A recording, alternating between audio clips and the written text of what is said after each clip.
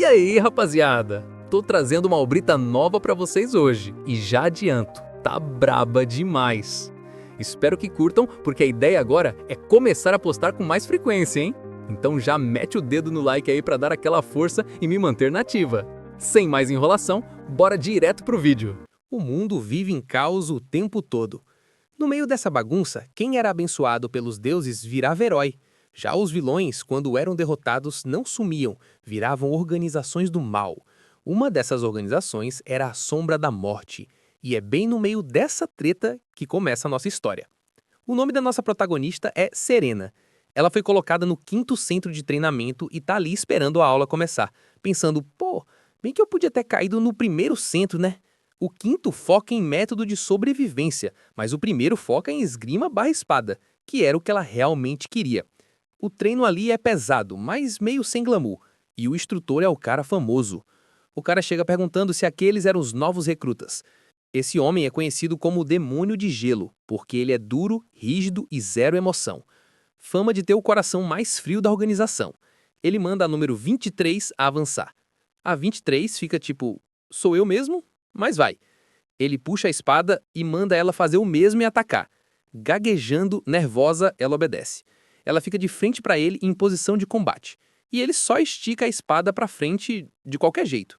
A Serena olha e pensa que a 23 até parece um espadachim decente e que essa é a primeira vez que ela viu um instrutor lutando de verdade. Ela até entende que ele é instrutor e tal, mas acha que ele está subestimando demais os alunos.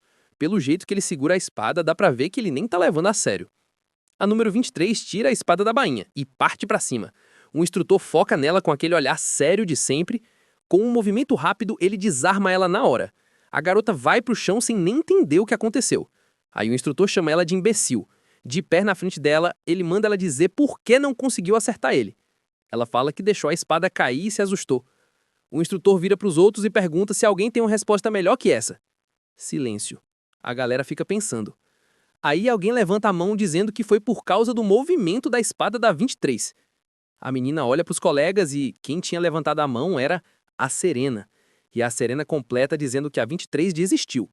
O instrutor pergunta por que ela acha isso. A Serena fala que ninguém deve sacar a espada se não for pra matar, e que quando você ataca tem que sair vivo e o oponente não. Ele fala que ela não é burra, mas tá errada. A Serena fica atenta. O instrutor dá um passo pra frente e ataca ela de surpresa. A Serena já tá com a espada na mão e vê que ele tá repetindo exatamente o mesmo movimento que a 23 tinha feito. Ela reage rápido e defende o ataque. A gente vê que ela até consegue enfiar a ponta da espada no ombro dele, enquanto a espada dele fica encostada no pescoço dela. Ele pergunta se ela entendeu o caso e ela fala que, quando você tenta dar um golpe fatal, você também se expõe pra levar um corte. Aí ele encosta a ponta da espada no pescoço dela e diz que tá errada. O instrutor explica que o corte das sombras que eles aprendem ali é um golpe simples e mortal, sem segunda chance, que não dá pra bloquear nem desviar quando está sendo aplicado. A Serena pergunta se é um golpe só. Ele confirma. É isso mesmo, se errar, acabou. Ele continua. Ninguém deve usar isso se não tiver 100% de confiança que vai matar. E completa. Se você falhou usando essa técnica, é porque não merecia estar vivo mesmo. A Serena séria fala que vai guardar isso. Foi nesse dia que ela entendeu o nível dos instrutores. Ele já grita mandando eles correrem 20 voltas e praticarem o corte das sombras das técnicas 1 até a 18. E diz pra fazer cada uma 100 vezes e nem pensar em descansar antes de terminar. Aí ele chama a 23 e a número 7, a Serena. Pra elas duas vai ser 30 voltas e 150 repetições cada.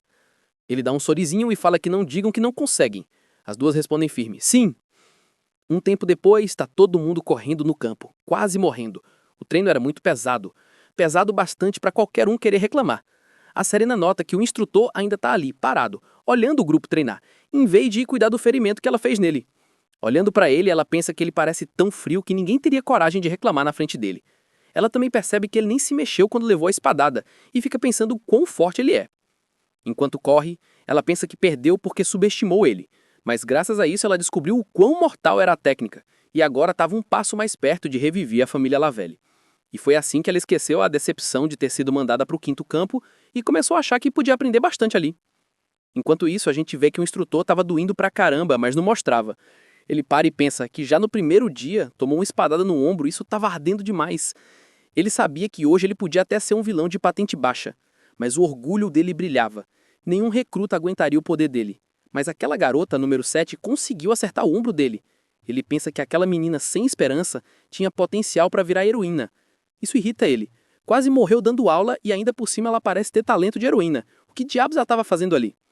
A Serena percebe que ele está encarando ela e pensa, por que ele está olhando daquele jeito? Ele dá um sorrisinho. E ele pensa, por que ela está sorrindo para mim, correndo desse jeito? Ele tá lá todo cheio de dor e a menina rindo. Ele tem certeza que ela vai ser problema na vida dele. Enquanto ela pensa, vou aprender muito aqui. Ele tá pensando, se essa menina tentar subir por cima de mim, eu amasso. O verdadeiro protagonista dessa história é o Ken Honard, o instrutor de vilões de patente baixa da Sombra da Morte, que só pegou esse trabalho para sobreviver. A cena volta pro campo, todo mundo destruído. A 23 olha acabada para Serena, que continua treinando o golpe. O instrutor tinha mandado ela fazer 150 vezes, e ela já estava na 132. A Serena pensa ofegante que não dá mais, que ela tá sem força. Mas se desistir agora, ela olha pro lado e o instrutor ainda tá ali olhando. Na cabeça do instrutor, ele só queria tratar o ferimento e comer alguma coisa. Mas na cabeça da Serena, o olhar frio dele estava motivando mais ainda. Ela levanta a espada e continua. O instrutor pensa que não tá ganhando nada ficando ali até tarde e se pergunta por que tem que ficar ali com ela. Enquanto ela respira para continuar, ele tá pensando em parar, comer e dormir. Aí a Serena sente algo estranho no corpo, olha para as mãos tremendo e a visão começa a ficar turva. Ela começa a tombar enquanto o resto já estava sentado descansando. Ela ainda fala que só precisa terminar. O corpo vai ficando mais instável até que desmaia de costas. O instrutor fala que já deu por hoje, pensando que ela deveria ter desistido logo em vez de dificultar a vida dele. Todo mundo vai embora acabado, mas a 23 olha para trás. O instrutor pega a Serena nas costas reclamando por que tem que fazer isso. Quando segura ela, sente a dor no ombro machucado e pensa que vai fazer ela pagar por isso. Ele joga a garota na cama e fala que ela é pesada. Olhando para ela frustrado, pensa que ela tá dando trabalho demais e que talvez ele tenha que se vingar. Ele fica encarando ela deitada e de repente ele dá um sorriso maldoso e pensa, vou vingar direitinho. Aí ele decide começar tirando a espada dela. Assim ela não consegue reagir. Ele começa a tirar tudo que ela tinha escondido. Estrelas de ferro, adagas, depois um frasco de veneno, uma garra, tipo uma arma escondida, e por último puxa uma faca da bota dela. Aí ele pensa, essa garota é espiã, é? A Serena tá apagada. Ele agacha do lado da cama com um anel na mão e vê que tem um brasão. A gente vê o brasão, tipo um escudo com 3 espadas. O instrutor reconhece na hora. É da família nobre Leveille, Levalle ou Laveille, no texto é Levillis. O cara entra em pânico, pensando que ela é espiã da família nobre, e se pergunta o que fazer, porque a culpa vai cair toda a Ville. Ele pensa que talvez seja melhor enterrar esse segredo junto a uma garota, e lembra que ali não era incomum alguém morrer num acidente de treinamento. Se fosse mandar ela para outro lado, teria que ser com precisão. E ainda pensa, para uma garota com potencial para virar heroína, isso aí vai ser só um degrau para ela ficar mais forte. Olha o jeitinho psicopata de pensar. A garota mexe o rosto de leve, mas segue inconsciente. Aí corta para uma lembrança. Alguém pergunta como o pai tá e outro responde que estão fazendo de tudo, mas nem todo o poder espiritual estava adiantando. Olham para a menina loura e perguntam por que ela ainda não achou um especialista em poções? Ela fica incomodada e fala que ia ver isso. Aí o narrador explica. Os Guerreiros Livres são uma organização sem senhor, e a família Laveille criou a Espada de Pedra, que é uma das 3 grandes artes de espada. Só que quanto mais profundo o estilo de pedra, mais fácil é deformar ou atualizar ele. Então a Espada de Pedra acabou ficando ultrapassada. O pai dela se esforçou demais tentando manter a arte viva e acabou ficando doente, a ponto dos próprios prestígios desistirem. A menina anda pensando que não pode deixar o esforço do pai dela ir pro ralo. Como herdeira, ela tinha que dar um jeito. Ela para e pensa, se pelo menos desse para aprender as 3 artes de espada, aí percebe puxando sua própria espada. Então só tenho que aprender as 3. Olhando para a espada, ela pensa que a chama do campo de batalha não dá mais, porque a linhagem se dividiu, mas ela ainda pode ter chance com o corte das sombras, da sombra da morte. Alguém chama Serena.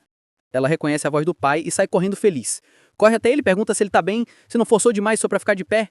Ela abraça o peito dele e fala que teve uma ideia boa. Ela começa a explicar que se ela conseguisse aprender as outras 2 artes de espada, mas o pai interrompe.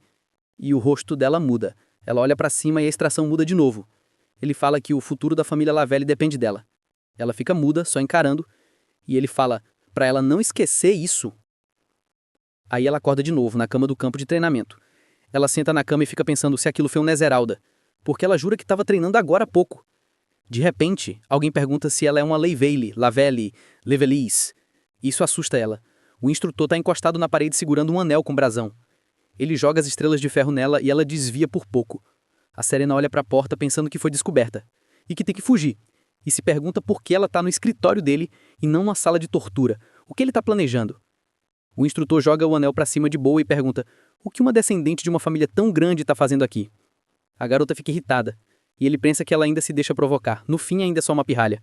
Ela pega uma das estrelas de ferro do chão e faz movimento que vai jogar nele. Mas ele pergunta se ela não tem orgulho nenhum daquela espada de pedra dela ou se agora finalmente ela está criando coragem para tirar a ferrugem dela. Essa frase faz ela parar o arremesso na metade. Eles ficam se encarando enquanto o instrutor pensa: ainda bem que ela caiu no meu teatrinho. Aí ele diz que tá entendendo que ela já sabe sobre as 3 artes de espada. A primeira é a espada de pedra, da família Lavelle. A segunda é o corte das sombras, da sombra da morte. E aí ele diz que a terceira é essa aqui, e faz a espada dele pegar fogo. A Serena na hora reconhece. É a técnica das chamas do campo de batalha. O instrutor fala que, pelo menos o olho dela não tá enferrujado. E aí ele manda real. Ele tá ali pelo mesmo motivo que ela. E por isso ele também tem que manter a identidade em segredo. A garota fica se perguntando por que diabos ele contaria um segredo desses assim na lata. Enquanto ele tá ali todo satisfeito, achando ótimo que ela acreditou que os dois têm o mesmo objetivo. Aí ela pergunta por que ele falou aquilo e ele responde que pode ensinar pra ela tudo o que ele sabe sobre as chamas e sobre o corte das sombras. E ela tá, mas por quê? O instrutor fala que é porque a técnica ainda tá incompleta e ele não sabe que tipo de efeito colateral pode dar. Mas na real, por dentro, ele só quer ganhar tempo e se livrar dela. Ela concorda com a lógica dele e diz que técnicas inacabadas podem ferrar muito quem usa. E pergunta se ele está dizendo que quer testar essas técnicas nela. Ele fala que sim, que ela tem que topar arriscar a própria vida. Por dentro ele está pensando, vou dar cabo dela com isso. Ele chega mais perto dela, bota a mão no ombro e fala que imagina que ela quer salvar o nome da família, melhorando a técnica Kerdó. Então ele propõe dos dois terminarem as técnicas de espada juntos. Assim os dois conseguem o que querem. A Serena pergunta se ele está dizendo que vai pegar ela como discípula em segredo. E ele confirma que sim. A garota ainda fica na dúvida se pode confiar, mas lembra que acabou de ver a técnica de chama e pensa: mano, se eu conseguir dominar isso e o corte das sombras no mesmo lugar? Então ela fala, tá bom. O instrutor por dentro solta fogos, caiu direitinho. Por fora ele continua sério e diz que ela fez uma boa escolha. No dia seguinte começa uma manhã toda bonita. Cai um peso de ferro no chão e o instrutor fala que qualidade essencial de espadachim é perna forte. Então eles vão treinar usando aquilo. A menina pergunta se não faz mal treinar demais alguém que ainda tá crescendo. E ele por dentro tá, tomara mesmo que dê ruim. Aí ele estende a mão com os frascos e fala pra ela tomar aquela solução 3 vezes ao dia e usar aquele unguento se der efeito colateral. Ela pega e fala ok. Ela pensa, foi assim que ele treinou. E ele por dentro, remédio fake, tomara que infeccione. 10 dias depois, a garota tá com a espada na mão e do nada apaga no chão. O instrutor tá só de longe olhando enquanto o resto corre pra ajudar. Ele dá um sorrisinho pensando, igual zumbi, questão de tempo. Mais 10 dias passam e ele pensa que desse jeito não deve demorar muito. Mais 10 dias e aí ele já começa a achar que o negócio saiu do controle. Ele pensa que se continuar assim é ele que vai se ferrar. O instrutor olha pra ela com a testa franzida e pensa, que tipo de monstro é essa menina? Tudo que eu faço só deixa ela mais forte. A garota pergunta se tem algum problema, e ele responde que não, mas por dentro tá botando a culpa toda nela e pensando por que raios ela não para de ficar mais forte. Aí do nada, ele fala que amanhã ele vai começar o treino de verdade dela. Ela sai do quarto pensando se aquilo foi tipo uma aprovação. E ele tá pensando, nem moleque aguentou 15 dias e ela aguentou 30. O instrutor tá bebendo água pensando em novas formas de acabar com ela, quando escuta um barulho atrás e pergunta se ela esqueceu alguma coisa. Mas quando vira, não é a aluna, é outro instrutor, que pede desculpa e fala que não era quem ele estava esperando. O Caim fala que não estava esperando ninguém, e o outro já manda, eu sei que você anda passando tempo demais com a número 7. O Caim fala que ela só consultou ele sobre treino. O outro manda ele não vir com papo de que tá se apaixonando pela aluna, e na hora, toma um banho de café na cara. O Caim surta, pergunta se o cara tá doido e de onde tirou esse boato sem sentido. O outro limpando a cara pergunta por que ele tá emocionado assim, não é do jeito dele. Aí vira as costas e fala que vai indo, enquanto o Caim fica pensando pra que ele apareceu ali. Na hora que ele passa na mesa, o outro instrutor puxa um dos papéis de cima e começa a ler as infos. Olhando, ele vê a ficha da aluna número 23. No outro dia de treino, o Caim está ensinando para Serena a diferença entre chamas do campo de batalha, corte das sombras e espada de pedra. Ele fala que se a combinação não for exata e feita perfeitamente, pode estragar tudo. Ele faz um corte no ar e diz que por isso ela vai ter que pegar só os pontos mais fortes de cada uma. Aí ele faz as chamas surgirem no ar tipo garra de tigre. Ele muda a pegada na espada, gira num semicírculo e o fogo muda o padrão de ataque. A garota quase nem tem tempo de piscar e o fogo já passou por ela e acertou a árvore atrás. Ele diz que aquilo foi a técnica de fogo vermelho. Por dentro, ele está reclamando da dor no pulso por ter girado do nada. Ele explica que é a combinação do corte das sombras com as chamas do campo de batalha. Um golpe rápido e muito forte. A menina pensa que deu para sentir o poder só de ver. E o Caim acha que convenceu. O Caim fala que se ela juntar a espada de pedra com a técnica que ele criou, ela vai ter algo letal, que corta qualquer coisa num piscar de olhos. E acrescenta que ela também tem que estar pronta para cair junto se der errado. Ela pergunta se um espadachim mentiria sobre um negócio desses. A Serena olha para a cara dele e conclui que ele não parece estar mentindo. E ele por dentro, eu não sou espadachim, eu sou 171. A garota fala que vai dominar a técnica, que ela tem motivo de sobra.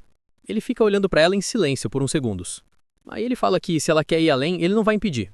E marca com ela o mesmo lugar no dia seguinte, já pensando que dessa vez o treino vai acabar com ela. A câmera afasta e ele fica com aquele sorriso maligno, pensando que é questão de tempo até ela ir encontrar o Criador. Aí o tempo pula 1 ano. Alguém pergunta se o treino acaba hoje e o que isso quer dizer. E a gente vê que a garota não caiu como ele planejou, e só ficou mais forte. Ele fala que uma garota não vira espadachim excelente só treinando espada. E ela pergunta o que mais precisa além disso. O treinador já fica irritado e fala que se ela vai reclamar, que vai embora. Ele fica quieto e ela fica ali do lado dele olhando. Ele pensa, o que ela ainda está fazendo aqui? E ela fala que foi boba e que quer aprender coisas além da espada. O Caim baixa o jornal e fala, tá bom. Desse dia em diante, ele começa a ensinar um monte de coisa para ela durante 10 dias. Ela diz que aprendeu filosofia, ciências, história e até magia. Ela pensa que o instrutor sabe muito sobre várias coisas, quase como se fosse um cientista. Ela cobre ele com um casaco enquanto ele dorme na mesa e fica pensando quem ele é de verdade e de onde ele veio. Ela sai, abre a porta e no corredor alguém a para dizendo que quer falar com ela. A Serena vira para ver quem é. A pessoa pergunta se tem algum problema, e a gente vê o instrutor com cara feia.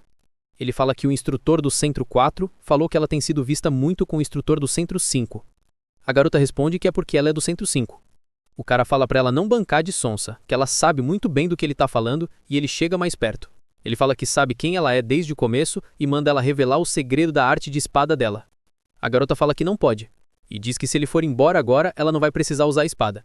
O cara responde que mesmo sendo uma Leville, ela não pode ameaçar um instrutor. Ele fala que vão ver se ela vai manter essa postura lá na sala de tortura. O cara saca a espada e tenta atacar, mas ela defende com facilidade. De repente tem outro corte, e a gente vê a Serena encarando um instrutor. Aí abre um talho enorme no corpo do cara. A Serena fica chocada com a força do próprio golpe. Ela fica parada olhando o corpo dele cair e pensa que eu só queria assustar ele. O corpo do cara fica lá morto, e ela pensa que ele era especialista em inteligência, mas ela não imaginava que ele fosse tão fraco. Aí ela percebe, se o instrutor do terceiro centro já atacou ela sem pensar, então todo mundo já sabe. Ela olha para o corredor e pensa, tem que fugir agora. A nossa heroína resolve pular por uma das janelas ali perto. Ela sai correndo pela floresta pensando que tem que correr antes que geral venha atrás dela. Do nada, aparecem 3 pessoas cercando ela. Mas a menina não é besta. Ela já tinha percebido que estavam seguindo ela. Ela já puxa a espada. Enquanto isso, o Caim começa a acordar perguntando que barulho é aquele. Alguém entra arrebentando a porta do escritório, ele toma um susto e a pessoa chama o nome dele. Ele levanta e pergunta para a aluna que abriu a porta o que está acontecendo. A 23 fala que a número 7 mandou o instrutor do terceiro centro encontrar com Deus pessoalmente e fugiu. O Caim fica chocado. Indo para o lugar, ela explica que isso rolou enquanto o instrutor estava investigando a menina, achando que ela era espiã. Então o nosso instrutor pensa, desde quando estão desconfiando dela? E se estão desconfiando dela, então estão desconfiando de mim também. Ele vira e pergunta para onde ela foi. A 23 fala que ela correu para a Floresta Oeste. Ele pergunta onde estão os outros instrutores e ela fala que o primeiro e o segundo já foram atrás, e o quarto deve ter acabado de saber. O Caim se pergunta por que os instrutores do primeiro e do segundo centro foram pessoalmente atrás dela. Ele pensa que o fato dele e o do quarto serem os últimos a saber quer dizer que estão desconfiando dele também. Então ele decide que tem que usar esse tempo para fugir. O instrutor começa a pegar as coisas dele e pergunta onde estão os alunos e se os superiores já foram avisados. Aí ele manda a menina juntar os alunos e levar para o instrutor do quarto centro, falando que ele vai atrás da número 7. A garota começa a falar que o primeiro instrutor mandou ele levar ele, o Caim. Mas o Caim com aqueles olhos frios corta ela e pergunta se não tinha ficado claro bastante. A menina engole seco e fala que entendeu. Ele puxa o casaco cobrindo metade do rosto e sai. Depois de um tempo, ele pula pela janela para fora e cai na floresta também. Andando, ele vê um instrutor encostado na árvore apagado, e mais pra frente outros 2 caídos em posição estranha, derrotados. Ele para e pensa que a menina derrubou todos com um golpe só, que ela virou um monstro. Ele percebe algo à esquerda e sai correndo naquela direção. Ele chega num ponto e vê mais corpos no chão. Aí a gente escuta a Serena ofegante perguntando quem tá ali, e o instrutor aparece. A menina tá toda suja, com um olhar frio. Os dois ficam se encarando sem falar nada. Ela fala que sabia que ele ia atrás dela, mas que teria sido melhor se eles nunca mais tivessem se encontrado. Ele responde, claro que você sabia, enquanto puxa a espada, mesmo que só a cabeça dele esteja gritando para não fazer aquilo. A Serena fala que no fim ela mordeu a mão que a alimentou, e já salta pro Caim numa velocidade absurda, séria. O instrutor, sabendo o potencial destrutivo dela, também fica sério. Aí a cena mostra os dois frente a frente, e a gente vê o instrutor com a espada atravessando o ombro e a Serena com cara de surpresa. Ela olha para trás e vê o segundo instrutor atrás dela com a espada do Caim enfiado no coração. O cara derrotado começa a cair, derruba a faca e despenca pesado nas costas dela. Enquanto isso, ela fica pensando como que o segundo instrutor chegou ali atrás dela sem ela perceber. Ela olha para o Caim e pergunta por que ele usou a espada no instrutor e não nela. Ele fala que ela deixa as emoções controlarem tanto que nem percebeu o inimigo atrás. Com o braço machucado, ele dá um sorrisinho e diz que ela ainda é burra e desajeitada, mas por dentro ele tá gritando de dor no ombro. A menina fica parada, ainda sem entender direito. O instrutor então vira e pega a bolsa dele. De dentro ele tira uma bolsinha com os suprimentos. Ele entrega para ela e fala que trouxe umas coisas que podem ajudar na fuga. Ela meio que estanda ali falando que ele tinha tentado matar ele e mesmo assim... Ele corta e fala não tire conclusão rápido demais. Aí ele fala que ela só é isca, enquanto por dentro ele tá pensando que agora que sabe que os outros instrutores querem matar ele, ele vai usar ela como isca mesmo. A garota escuta sério e pergunta que ela é mesmo só isca. Ela quer pagar ele por tudo que ele fez por ela. Enquanto ela tá enrolando a faixa no ferimento dele, o Caim tá pensando, mas que diabos tem de errado com a Serena? Aí ele começa a pensar, será que ela acha que o mapa não basta? Se ela não quiser ser isca, aí ferrou pra mim. O Caim então fecha a mão e dá uns tapinhas de leve no ombro dela. Ele abre a mão com umas moedas de ouro e fala que não espera nada além daquilo. Por dentro ele tá, pega o dinheiro e some logo, menina. Mas a garota fica com uma carinha triste, olhando pro chão, pensativa. Ela pega o ouro, se perguntando por que ele tá dando aquilo, se é pra ela conseguir sobreviver mais um pouco e continuar servindo de isca. Ele nem achou que ela ia aceitar, mas aceitou. Aí ele passa por ela pra pegar a espada de volta do inimigo caído e manda ela ir logo porque tá sem tempo. A garota, guardando a espada, fala que espera que o Caim consiga um aprendiz de verdade um dia. Ele não fala nada, mas pensa que ninguém seria burro bastante para querer aprender aquela espada maluca de espada. Só ela. A garota vira rápido achando que ouviu ele dar uma risadinha, mas não sabe se ouviu mesmo. De novo ela abaixa a cabeça, toda pensativa. Um tempo depois, a gente vê uma montanha com floresta embaixo e em cima. Tem um grupo de gente lá no alto, perto da beirada. De um lado tá a instrutora do primeiro centro falando pros outros que ela que escolheu o aprendiz. E o Caim responde que já imaginava que ia terminar assim. Ela pergunta se ele fez mesmo aquilo e ele fala que não esperava que ela fosse deixar ele ir embora, do mesmo jeito que não esperava que ela fosse entregar as técnicas dela. Aí ela saca a espada e fala que não tem outro jeito de resolver. Com um sorrisinho de quem se acha, ela fala que pelo menos vai deixar ele descer como espadachim. Ele responde que isso é bem gentil da parte dela, enquanto pensa que o ombro dele tá doendo pra cacete. A mulher percebe que ele tá ferido e pergunta se foi o instrutor do segundo. Ele fala que isso não é da conta dela. Mesmo assim, com aquele sorrisinho, ela fala que é uma pena ter que derrotar ele sem ele estar no melhor estado. O Caim responde que é pena mesmo, mas que ele não pretende facilitar. Ela fala que ele devia facilitar sim, e já parte pra cima. Quando chega perto, ela gira a espada num corte horizontal. A espada do Caim pega fogo e ele bloqueia o ataque. Sorrindo, ele elogia o movimento sombrio dela. A mulher também sorri e elogia as chamas de campo de batalha dele. As espadas dos dois ficam raspando uma na outra e eles recuam um pouco para ganhar distância, mas as lâminas ainda se tocam. Cada golpe fatal das 3 artes de espada tem sua característica. A espada de pedra, que fura qualquer defesa, o corte das sombras, que garante a vitória, e as chamas do campo de batalha, que contra-atacam logo depois de bloquear. Tudo isso aí é meio que ligado. Entre elas, as chamas do campo de batalha podem ser fracas contra a espada de pedra, porque a espada de pedra quebra a defesa. Mas são contra a natura do corte das sombras, porque o corte das sombras deixa quem o usa aberto para contra-ataque. Então, na teoria, o nosso vilão devia ganhar. Só que a diferença de técnica vai pro espaço quando entra força bruta e precisão de espada. E é assim que a gente vê o Caim tomando vários cortes pelo corpo, mesmo teoricamente tendo vantagem. A mulher agarra ele pelo pescoço, ele já tá na beira do penhasco. Ela fala que é uma pena o ombro dele estar lesionado. Ele responde que não precisa da pena dela. Aí ele fala que ela não vai conseguir derrotar a aprendiz dele tão fácil. Mas a mulher fala que já manda a menina encontrar ele no outro mundo. A mulher empurra o instrutor. Ele cai de uma altura absurda, no vazio e na escuridão. Enquanto o vilão vai despencando do penhasco, a mulher fica na beira olhando para baixo. Ela manda o grupo se mexer, que agora é hora de ir atrás da traidora, a número 7. A Serena, lá embaixo na floresta, olha para o céu e pensa que o instrutor provavelmente não precisa mais dela como isca. De repente ela percebe um negócio pela esquerda e a gente vê alguém pulando da floresta para atacá-la. Esse alguém toma um corte reto na barriga e já desaba a missão, enquanto ela só observa de boa. A garota rasga um pedaço da roupa do inimigo, limpa a lâmina e pensa: com esse aqui já são 30 atacantes. Ela pensa que graças ao treino de sobrevivência ela está viva até agora, e essas habilidades ela ganhou em situação de risco extremo.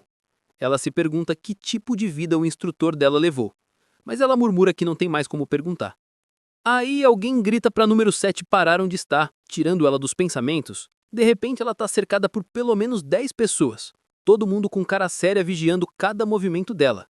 Ela percebe que não é só a instrutora do primeiro centro ali, veio também a unidade de sombra de espada Elite. A mulher manda ela se render que eles vão poupar a vida dela. A Serena pensa que aquela mulher não parece do tipo que mente. Com a espada na mão, nossa protagonista fala que não vai passar o resto da vida mofando numa cela. A mulher balança a cabeça, o povo em volta já vai sacando espada e se preparando para a luta.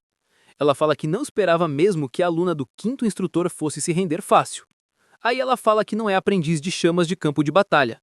A mulher diz que quer deixar uma coisa clara, que a Serena é o último aprendiz dele, já que morto não ensina mais ninguém. Ela entende na hora o que isso significa e fica chocada. A mulher continua falando que ele entrou na organização porque queria a técnica deles, do mesmo jeito que eles queriam a técnica dele. Mas depois que a técnica é passada, a pessoa vira descartável. Por isso ele se sacrificou, porque já tinha passado a técnica para Serena. Ela ainda fala que se não fosse por causa dela, ele talvez tivesse tido mais tempo. A mulher acrescenta que ele morreu de forma justa, como espadachim, num duelo direto contra ela.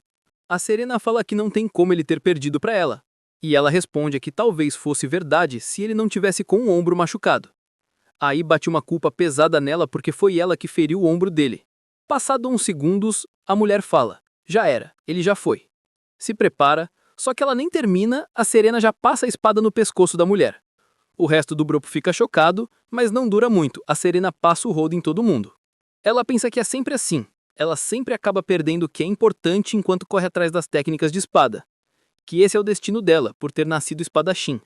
Aí a gente vê ela toda suja em pé depois de derrotar geral. Como uma espadachim de primeira, ela vai continuar cortando quem aparecer na frente dela. A gente escuta gente gritando por ajuda e gente gritando para recuar. Os gritos vão ficando longe e a câmera vai afastando a floresta. Aí a gente vê uma mão começar a mexer. De repente alguém se levanta do chão enrolado num pano branco. E é o nosso vilão favorito levantando e falando: essa foi por pouco. Ele se ajoelha e tosse de dor. Aí fala que a cabeça tá girando e que precisa de coagulante. Abrindo a mochila, ele pensa que deu tudo certo conforme o planejo.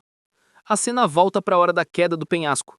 Ele tá caindo e sorrindo, mas enquanto ele cai, ele puxa uma corda escondida na roupa, e a gente vê um paraquedas improvisado abrindo em cima dele. Ele consegue descer bem mais suave do que seria. Depois ele amarra uma faixa na barriga e fala que de todo jeito tá vivo. Para ele, o que importa é tá vivo. O resto não interessa. Ele bota a mochila nas costas depois de enfaixar tudo, e pensa que podem rir o quanto quiserem, mas ele tá meio para baixo porque o trampo era bom, e agora vai ser osso arrumar outro trabalho. O Caim respira fundo e pensa que como vilão de nível baixo, pelo menos tá respirando. Aí segue pela floresta. Em outro lugar, lá no alto do morro, a gente vê ela arrastando o pé, chegando no topo toda suja e com cara séria. Ela vê uma espada perto da beirada. Ela manca até lá e pega a espada. Ela ergue a espada para o sol da manhã. Ela fala que vai sobreviver de qualquer jeito e que vai pagar a dívida. Ela grita jurando pela espada que até o dia que morrer vai manter a promessa. A promessa da futura heroína e espada divina. Ecoou pelo mundo, coisa que só os dois sabiam, que aquilo era a despedida do primeiro e último mestre dela. Um tempo depois, a gente vê a Serena comendo cobra e falando que tem um sabor bem diferente. Um cara pergunta se alguém do Império come cobra rastejando assim. Ela fala que já está acostumada com comida exótica e que tá tranquilo. Ela pensa que não tem nada melhor que cobra venenosa para criar resistência à toxina, mas se errar, já era. O moleque pergunta por que uma pessoa do Império tá ali, se ela só tá passeando. Ela fala que veio para a floresta sudeste para treinar. Olhando para fora, ela vê várias casinhas construídas no meio da mata. Alguém fala que conseguiram o guia que ela pediu, e a nossa menina agradece. Ela fala que achou que ia demorar mais, porque o fundo da floresta é bem perigoso. Ele dá risada e fala que o pessoal dali não tem medo da floresta. Aí ele olha para ela e ao redor, chega mais perto como se fosse contar um segredo e sussurra que o que eles têm medo mesmo é do Shahada.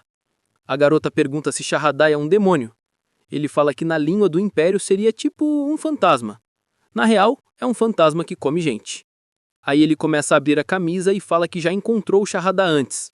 A gente vê uma cicatriz que vai do pescoço até a cintura, e ele fala que aquilo é uma prova. A Serena percebe que a cicatriz foi feita por espada. Pelo lugar foi um golpe direto nos pontos vitais.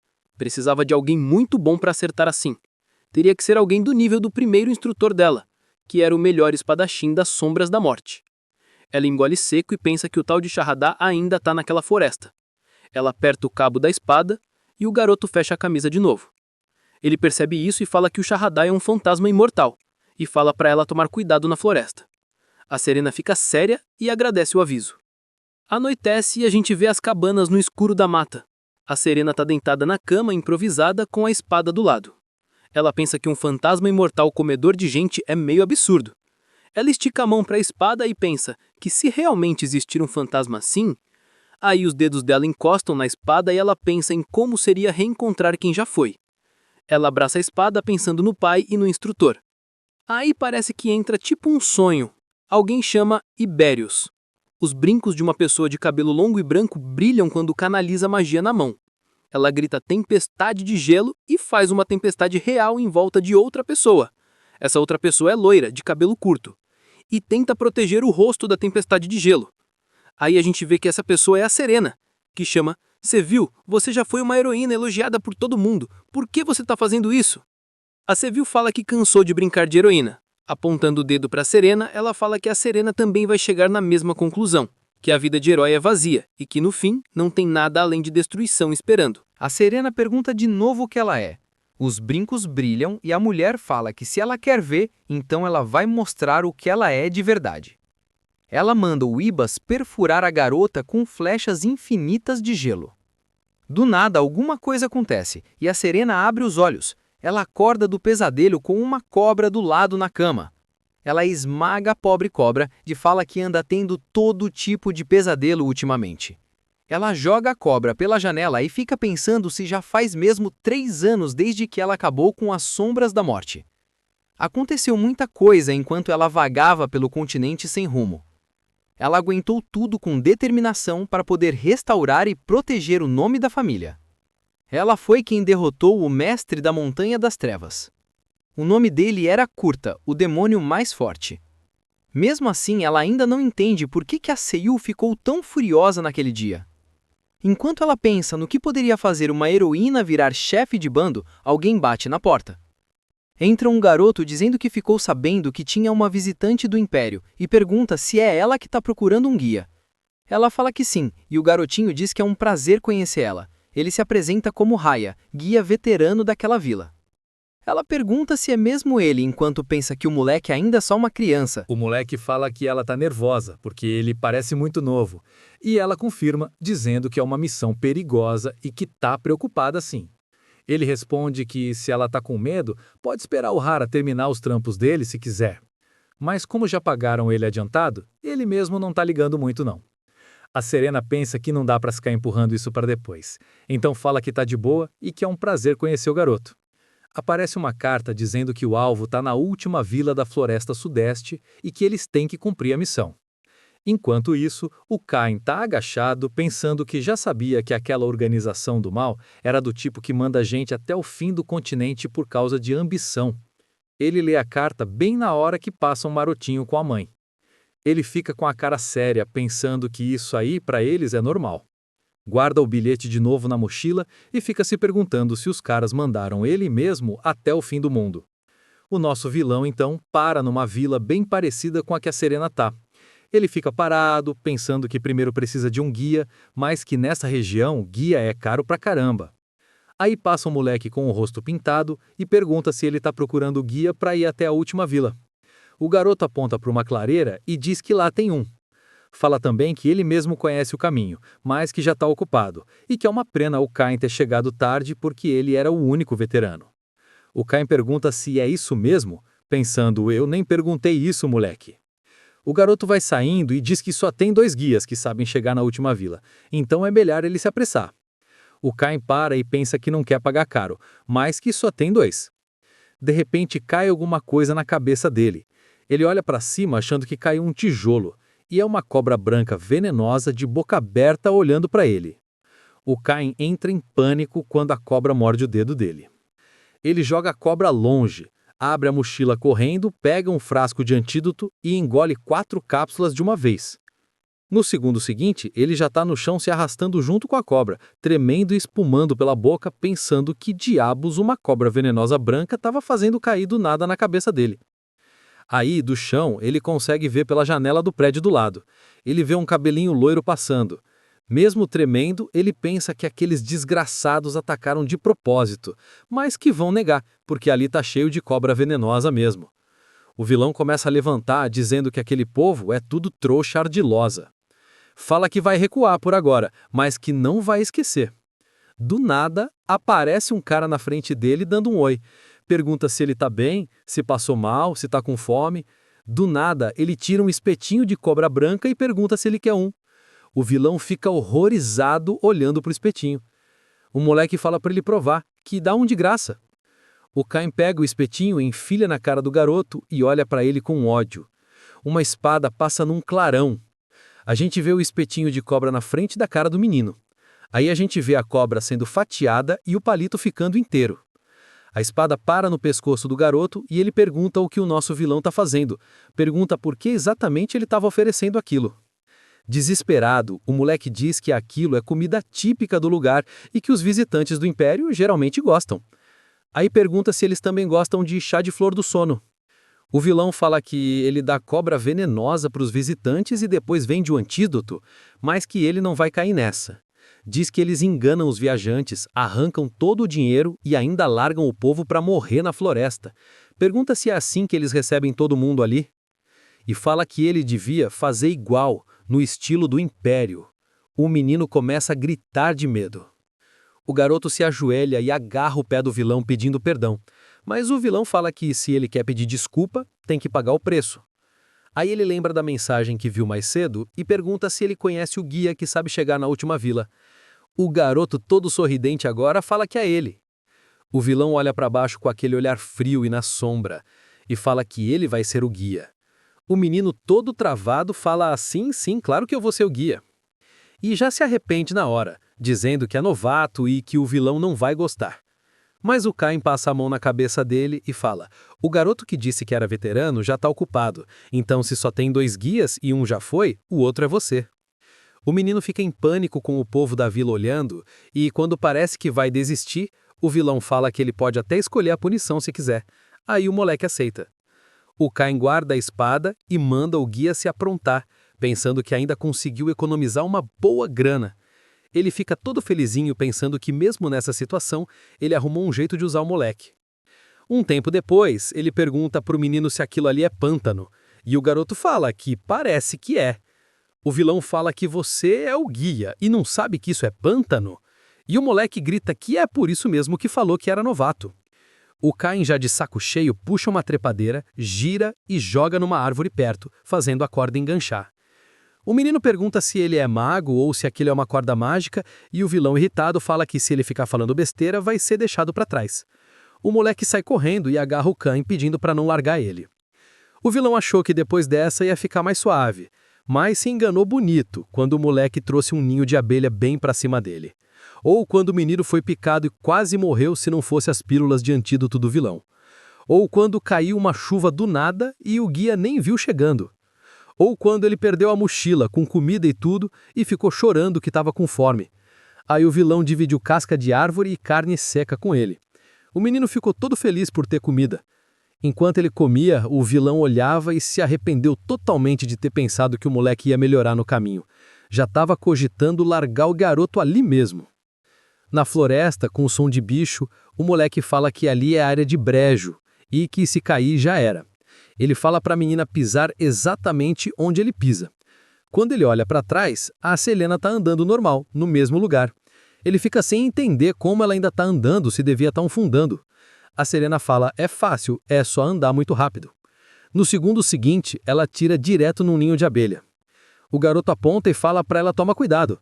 As abelhas saem do ninho furiosas, mas óbvio que a Serena corta tudo na espada e o menino fica de boca aberta. Ele pergunta como ela fez isso e ela fala, é só cortar muito rápido. Ainda assustado, o garoto fala que sorte que ela não foi picada. Depois disso, ela deu conta de cobra venenosa, jaguar e até planta carnívora. O menino pergunta se ela tem certeza que é humana. E ela responde, claro que sou. Tem algum problema? O moleque fala que não. Ele continua perguntando e ela fala que a única coisa diferente é que ela passou por treinamento especial, correr na água, comer inseto venenoso para criar resistência e ainda teve que matar os assassinos que iam atrás dela. E, mesmo assim, a floresta sudeste era insuportável. A menina fala que, de qualquer jeito, eles têm que continuar. Um tempo depois, ele fala que aquela é a Vila 2. Ela fala que é um nome muito simples para uma vila. O menino explica que as vilas vivem sendo destruídas pela floresta e cansa ficar inventando nome novo toda hora. Então agora ele só usa um número. Ela fala que entendeu e já vai recebendo o olhar torto do povo da vila. O menino fala que eles têm que arrumar algo para comer. A Serena pega uma faca e pergunta para o Raji se o povo dali não gosta de gente do Império. Ele responde que não gosta e pergunta por quê. Ela fala que reparou que todo mundo está meio que evitando ela. O garoto, comendo um bichinho assado, parece um frango mutante, fala que nem reparou e que talvez seja só porque todo mundo está ocupado. Tem uma competição de caça que todas as vilas participam. Ela olha para fora e vê o povo trabalhando e pergunta se as 5 vilas entram mesmo, porque se for, é um evento gigante. Então sim, o povo lá está trabalhando mesmo. A Serena repara nisso e fala para o garoto. Ele empurra o prato de ossos para frente e pergunta se ela não quer participar do torneio, que é aberto para todo mundo. Ela morde uma fruta e fala que vai pular essa, pensando que o objetivo dela é treinar a espada e que não dá para perder tempo caçando. Ela pensa que é óbvio o que ia acontecer se ela competisse com o caçador. Enquanto isso, alguém está vigiando ela de longe. Uma mulher de cabelo preto comprido, segurando uma lança, e dá para ver que ela não gostou da Serena. Um tempo depois, ele fala que aquilo é a Vila 3, mas a entrada está toda bloqueada com galho e árvore gigante. O moleque acha estranho e fala que deve ter acontecido alguma coisa. De repente, eles ouvem um grito. A Serena já puxa a espada e manda o Raleigh ficar ali. Ela dispara para frente antes do garoto responder. Com a espada já pegando fogo, ela avança e ergue a lâmina por cima da cabeça, pronta para descer o corte. Ela acerta com precisão e força, quebrando os galhos que estavam bloqueando o caminho. A entrada da vila fica aberta, com os galhos ainda pegando fogo no chão. Ela entra correndo e a gente vê vários corpos empilhados. A garota fica chocada com a cena. Ela vai andando e tem corpo caído para todo lado. A Serena tampa a boca de horror. Enquanto isso, tem um cara em pé em cima de um monte de cadáver. Ele vê ela e ela vê ele. O cara tá com um coração numa mão e um facão na outra. Aí ele come o coração bem na frente dela e a Serena fica enjoada. Sem dó e sem falar nada, ela pula nele com a espada. O cara desvia do ataque. Ele dá um salto e cai mais para trás, agachado. Ela corre para encurtar a distância enquanto ele lambia o facão, olhando frio para ela. Aí ela reconhece a lâmina. É um kukuri. E percebe que o jeito dele lutar é esquisito. Ela lembra do moleque falando do Charrada, o fantasma come gente. Lembra também dele mostrando a cicatriz na barriga. Apertando mais forte o cabo da espada, ela pensa, então esse aqui é o fantasma canibal. Ela se apresenta para o fantasma dizendo que o nome dela é Serena Arvail e declara que ela vai punir ele pelos pecados dele. O fantasma fica parado. Aí ele dá um sorrisinho bem doido. Do nada, ele avança nela com o kukuri. A garota mal consegue bloquear o ataque rápido que veio na cara dela. Ela usa a força e joga o golpe para o lado, enquanto o cara continua sorrindo e ela se abaixa. Ela tenta um corte horizontal, mas o cara é rápido e dá um passo para trás, desviando. Ele então agacha e acerta ela acima do pé.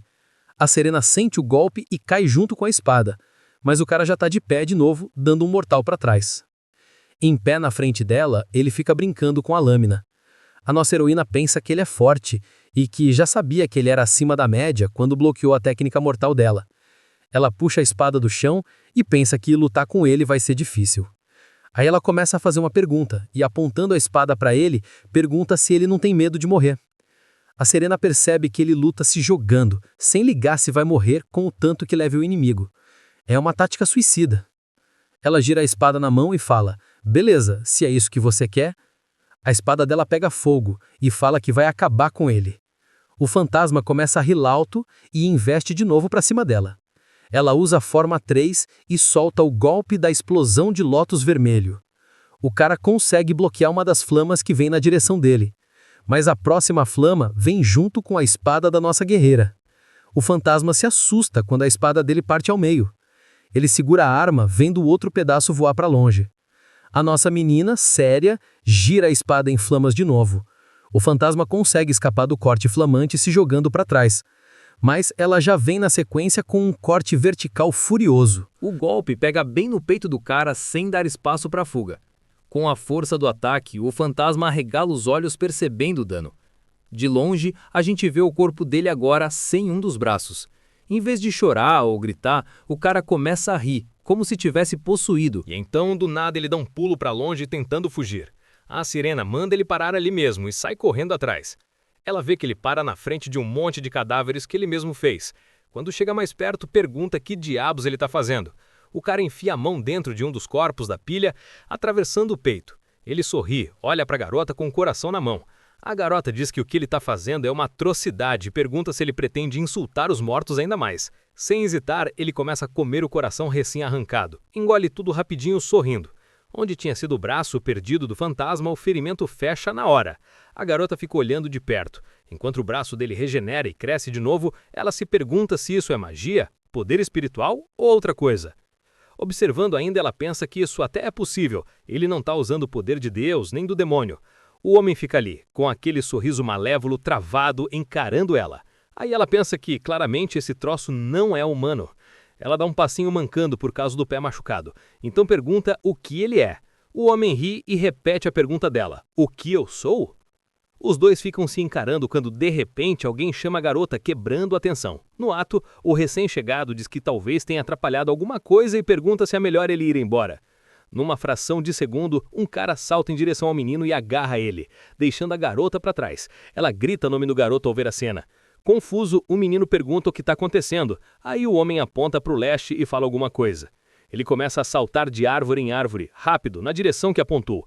Nossa garota manda ele parar e tenta seguir, mas o pé machucado não deixa correr. Ela então fala para si mesma que ele pegou uma criança de refém, alguém que não tinha nada a ver com a briga. Repara também que ele levou a comida e a bolsa dela, e então pensa: ele falou última vila? Nossa garota então embainha a espada e conclui que não tem escolha a não ser seguir em frente. O Ken e o menino finalmente chegam na mesma vila onde a Sirena tinha estado e percebem que o lugar está um caos. Ele pergunta se existem bandidos na floresta sudeste, e o garoto diz que não tem bandidos. O instrutor percebe o tom do garoto e diz que isso significa que tem outras coisas rondando por ali. De repente, o instrutor vê vários corpos no chão, o que assusta o menino atrás dele. Ele se aproxima, pensando que um vilão experiente tem que estar acostumado com cena de crime. Olhando o jeito que os corpos foram arrumados, diz que parece trabalho de um espadachim de primeira classe. Virando o cadáver à frente, ele se pergunta por que tem marcas de mordida neles. Não tem dúvida, são marcas de mordida humana. Ele também nota sinais de luta com outra pessoa na área. O oponente também parece ser um espadachim de primeira classe, o que quer dizer que tem um monstro comedor de gente e um humano do mesmo nível naquela região. Ele fala em voz alta que tem algo fedendo, e o garoto diz que é por causa dos corpos. Aí uma voz feminina pergunta se ele é da organização, chamando a atenção dos dois. Eles olham para trás e veem uma mulher saindo no meio da fumaça. Ela se apresenta como Asha e diz que veio até aquela última vila para encontrar ele. Um tempo depois, a mulher vai na frente guiando e os dois vão atrás. Ele pensa que se sente 1000 vezes mais confortável agora com uma mulher guiando do que com um moleque. Eles recebem boas-vindas em cada vila por onde passam.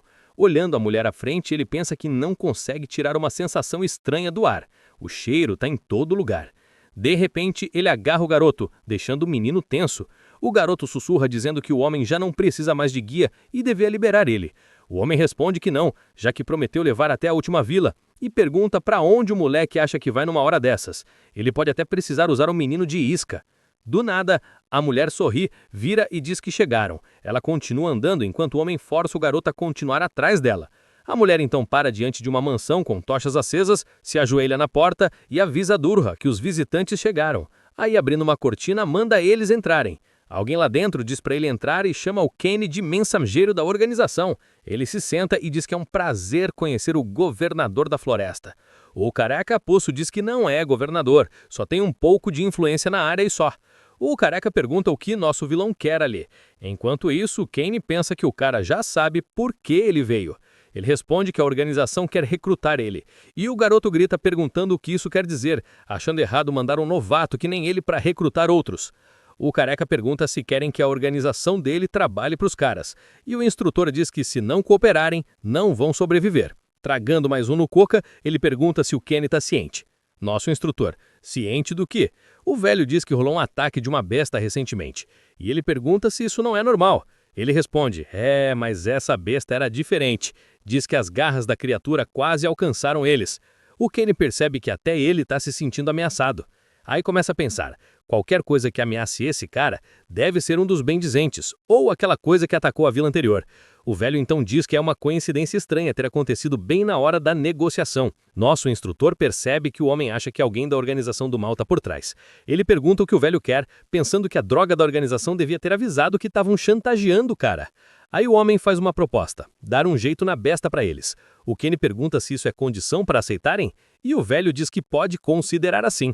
O Kenny começa a se levantar dizendo para ele considerar feito, enquanto pensa que basicamente estão pedindo para ele entregar um colega para os lobos.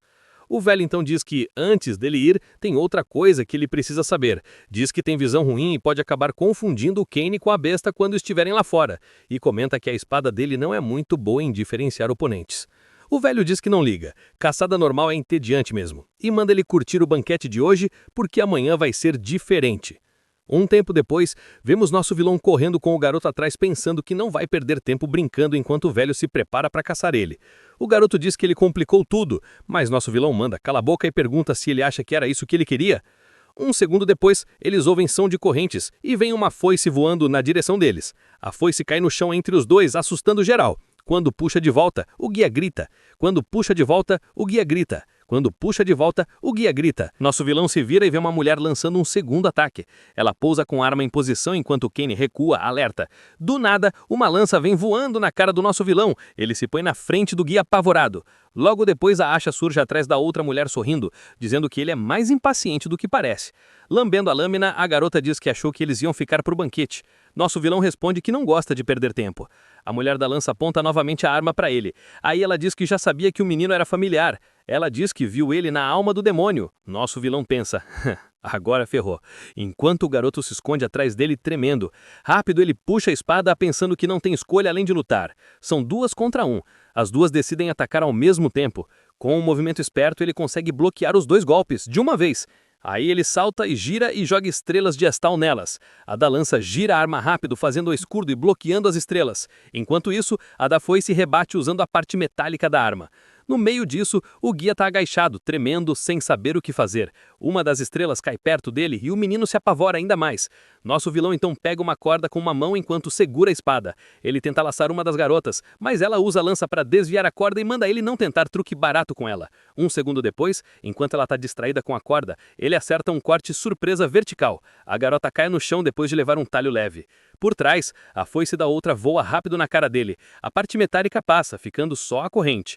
A corrente enrola no pescoço dele. Enquanto isso, a garota da lança começa a se levantar. Aí ela joga a lança, raspando a perna do nosso vilão, que está sendo estrangulado pela corrente da foice. A moça da foice manda ele prestar atenção nela também. Aperta a corrente e puxa ele na direção dela. A foice crava no ombro dele, ferindo feio. Ela sorri e pergunta como é ser despedaçado aos poucos. A outra já tá de pé de novo e a da foice mantém o vilão preso. De repente ele fala, come isso e estica um pacotinho para ela, que fica preso na foice. O pacote explode numa nuvem de fumaça vermelha. Ela começa a tossir e pergunta que porcaria é essa. A outra, a da lança, reclama que os olhos estão ardendo. O guia começa a babar, achando o cheiro estranho. Nosso vilão, ajoelhado no chão com a espada na mão, tira a corrente da foice de volta do corpo enquanto xinga a dor dos ferimentos. Aí ele se levanta e vê o guia na frente dele. Segurando o menino, dá alguns passos e começa a chamar por Balshek. Erguendo a mão, manda engolir eles com suas marcas. A pulseira no braço dele brilha em vermelho carmesim. O guia continua tonto, sem entender nada, e de repente os dois somem. As garotas ficam atônitas e começam a reclamar porque não acham eles, e se veem sozinhas na floresta. Elas ainda procuram ao redor, mas a Asha declara que eles realmente sumiram. A garota da lança franze a testa e diz que reconhece aquela magia e tem certeza que ele veio daquele lugar, jurando derrubar ele, custe o que custar. Em outro ponto, os dois estão esgotados. Nosso vilão pensa que não faz ideia de como aquela garota sabia que ele esteve na alma do demônio e se pergunta se ela também estava lá. Ele começa a ficar com medo, achando que vão encontrar ele e picar em pedacinhos de qualquer jeito. E o guia continua sendo ignorado. De repente, o garoto grita chamando a atenção do vilão, que responde aos berros perguntando o que ele quer. O menino diz que pareceu que as garotas conheciam ele. Nosso vilão fala que devem ter confundido com outra pessoa, mas o garoto pergunta qual é dessa de história de alma do demônio. Nosso vilão corta ele, deixando o garoto assustado. Aí pergunta se isso é importante agora, ou se ficar vivo não é um pouco mais importante, pensando que não tem por que o menino saber mais sobre ele. O guia finalmente entende por que chamam o vilão de Pedra de Gelo. Ele então vira e diz que é melhor eles se mexerem, e o garoto nervoso gagueja, perguntando para onde vão. Cain diz que não pode deixar eles fazerem tudo do jeito deles. Em outro lugar, um cara grita para manter o ritmo e não deixar nenhum pássaro sair dali. Nosso vilão e o guia se aproximam do que parece ser o início da caçada. Com muita gente reunida ao fundo, armada, usando binóculos, ele vê um monte de gente se juntando na cidade. Centenas, pelo que dá para notar. O guia está segurando 2 galhos para camuflar a posição deles. Nosso vilão sussurra perguntando se aquilo é sério. Ele pensa em como vai ser difícil escapar, quando de repente, um ninho de abelhas passa por cima da cabeça dele em direção ao grupo na fogueira. Enquanto ele se pergunta o que é aquilo, o ninho cai bem no meio da galera, causando confusão. Abelhas negras saem do ninho e começam a atacar os homens perto da fogueira. Nosso vilão e o guia aproveitam a chance para se mover. Enquanto isso, o fantasma comedor de gente observa tudo de perto. Nosso vilão e o guia fogem, enquanto outros olham a cerca de madeira e culpam os besouros dourados, dizendo que agora só dá para consertar o dano. Em outro ponto, a garota da foice diz que é muito estranho o sono que ela está sentindo, enquanto outros atrás dela comentam que tem um cheiro muito bom no ar. A da lança grita para ela acordar, dizendo que alguns nem dormiram nada, e a outra resmunga que talvez não devesse ter feito chá de frutas vermelhas. Ela arranja os dentes de irritação. Aí grita que vai mostrar para ele o inferno que elas tiveram que passar, enquanto a gente vê nosso vilão e o guia correndo lá atrás. De dia, alguém grita ordens para capturar os fugitivos que estão escondidos, quietos, atrás de umas árvores, e o Cain se pergunta se eles nunca cansam de perseguir. Erguendo uma tocha acesa, Cain diz que vai esgotá-los à força, e o guia pensa em como esse cara é assustador. Fumaça preta sobe para o céu no meio da floresta enquanto gritos e alertas de fogo ecoam no ar. Cain caminha tranquilo com o menino do lado. Enquanto isso, a Serena corre desenfreada dos perseguidores que querem usar ela como sacrifício. Chovem flechas assoviando ao lado dela. E, correndo pela vida, ela grita de volta que não é a inimiga. Ela se esconde atrás de uma árvore e dá até um suspiro de alívio quando percebe que despistou o pessoal. A garota pensa que não é difícil fugir deles, mas pelo que viu tem alguma coisa muito errada naquela vila. E a imagem da Aisha apontando a foice fica martelando na cabeça dela. Ela fica pensando que cada vila tem que sacrificar uma certa quantidade de gente, e que não tem jeito de escapar disso. Ela conclui que aquilo ali é tipo uma fazenda 5 estrelas para fantasma canibal.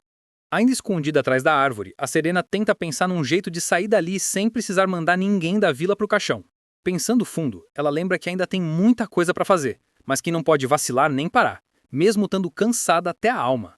Aí, a imagem do Kane aparece na mente dela e ela pensa, é exatamente isso que ele me ensinou. Decidida, agora ela parece totalmente focada. De repente, alguém grita que achou alguma coisa e a Serena chega a tremer de nervoso. Quase não escuta eles falando para trazer água. Ela já se prepara para sacar a espada, achando que foi descoberta. Olhando rápido pelo canto do olho, ela vê que eles estão correndo e apontando para um incêndio. A Serena fica sem entender, achando que eles estão mais interessados em apagar o fogo e pegar quem botou fogo do que em pegar ela. Ela aproveita o caos para escapar e fala baixinho que não faz ideia de quem começou o incêndio, mas que vai agradecer quando puder. Bem na miúda, ela ainda fica rondando a vila para investigar. Ela chega até a olhar umas gaiolinhas, e é aí que uma casa bem maior que as outras chama a atenção dela. Ela se move igual gato, na surdina, até a entrada da tenda grandona, bem quieta. A Serena levanta o tapete que cobre a entrada e dá uma espiada lá dentro. E se surpreende quando vê o Raya desacordado. Ele tá deitado de bruços numa mesa comprida, cercado de vela apagada. Ela chama o nome dele e corre preocupada. Chegando perto, ela sussurra perguntando se o menino tá bem. Mas na hora, ela sente que tem algo estranho ali perto, e os olhos dela regalam.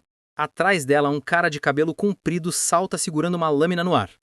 Num movimento rápido, a Serena gira e usa a espada para bloquear o ataque. Os dois ficam cara a cara e o cara tatuado tá com um sorrisinho de vilão. A Serena fica sem fala com o que tá vendo, mas continua com a espada em posição. Aí começam a ouvir outros passos e umas risadinhas baixas. O cara que atacou ela não tá sozinho.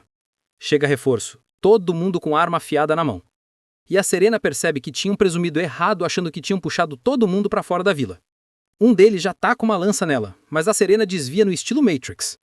Antes mesmo de conseguir respirar, outro inimigo voa por cima tentando cair em cima dela. Nossa protagonista sai pro lado e o cara se esborracha no chão. A Serena desvia mais umas 2, 3 vezes. Aí ela resolve revidar, salta pra cima dos caras. Com a espada na mão, ela não pensa 2 vezes. Rápida igual raio, ela atravessa 3 inimigos, um por um, golpe limpo, sem nem piscar. O do cabelo comprido é o último de pé, pronto pra bater nela. A Serena percebe bem na hora e se joga pro lado pra escapar. Segurando a espada numa posição especial, ela foca. Aí invoca a técnica de fogo e a lâmina dela pega fogo. Ela corta o ar e manda chamas na direção do cabeludo. No último segundo ele consegue desviar. A casa onde eles estão já está quase toda destruída com o impacto da explosão que ele escapou. Ele cai em pé e olha o estrago atrás dele. A Serena, ligeira, corre. Ela pega o Raya no colo, o menino ainda apagado, e pensa que aquilo já foi longe demais. Olhando para a saída da casa destruída, ela se posiciona.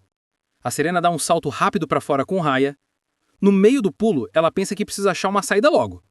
Mas antes de terminar de pensar, alguém passa a lâmina perigosamente perto do pescoço dela. Ela quase não consegue desviar. Ela olha assustada para quem atacou e é o próprio Raya, com a espadinha curva na mão, sorrindo todo abusado para ela.